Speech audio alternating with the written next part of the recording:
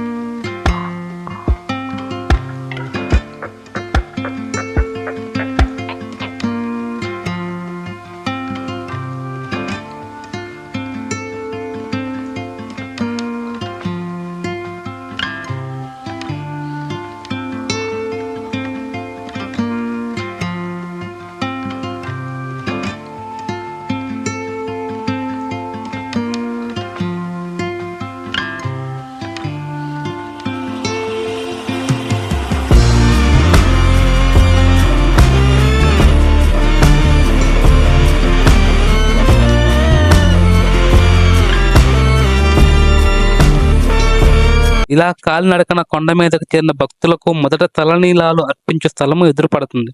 అక్కడ భక్తులు తమ మొక్కులను తీర్చుకున్నటకు ఎంతో భక్తి శ్రద్ధలతో తమ తలనీలాలను అర్పిస్తారు. తర్వాత స్నానం ఆచరించి మేరీమాత గృహ వైపుగా కదులుతారు. కొండ మీద నుంచి కిందకి వ్యూ పాయింట్ ఎంతో అద్భుతంగా ఉంటుంది.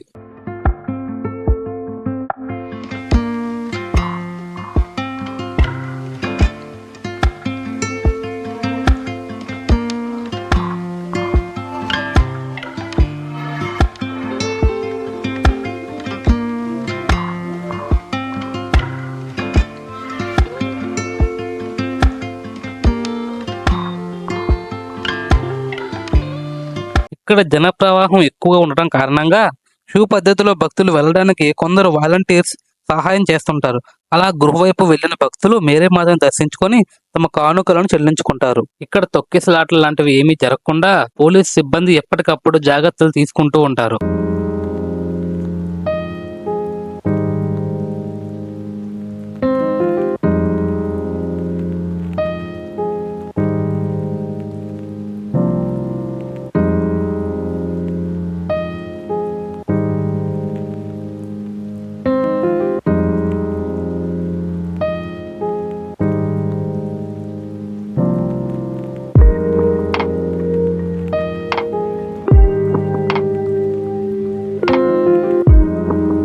ఇక్కడ బంగారు సిలువను, మేరీమాతను ఊరేగిస్తారు. దీనిని దర్శించుటకు భక్తులు ఎంతగానో ఎగబడుతూ ఉంటారు. ఆ సమయంలో ఇక్కడ ఎలాంటి తొక్కిసలాటలు జరగకుండా ఉండేలా పోలీసు వారు ఎప్పటికప్పుడు జాగ్రత్త పడుతూ ఉంటారు.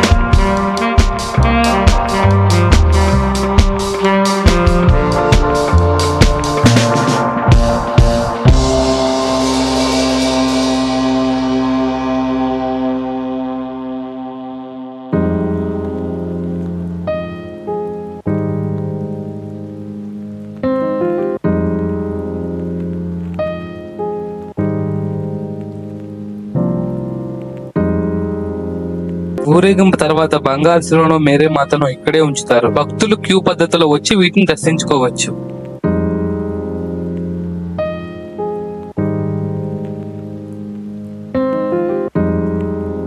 ఈ వీడియో చూస్తున్న మీరందరూ సుఖ సంతోషాలతో ఆయుర ఆరోగ్యాలతో ఎల్లప్పుడూ ఉండాలని ఆ మేరీ మాతను ప్రార్థిస్తూ ఇక సెలవు తీసుకుంటున్నాం. ఈ వీడియో మీకు నచ్చినట్టయితే లైక్ చేయండి, షేర్ చేయండి. ఇలాంటి మరిన్ని వీడియోస్ కోసం మన యూట్యూబ్ ఛానల్ని సబ్స్క్రైబ్ చేయండి.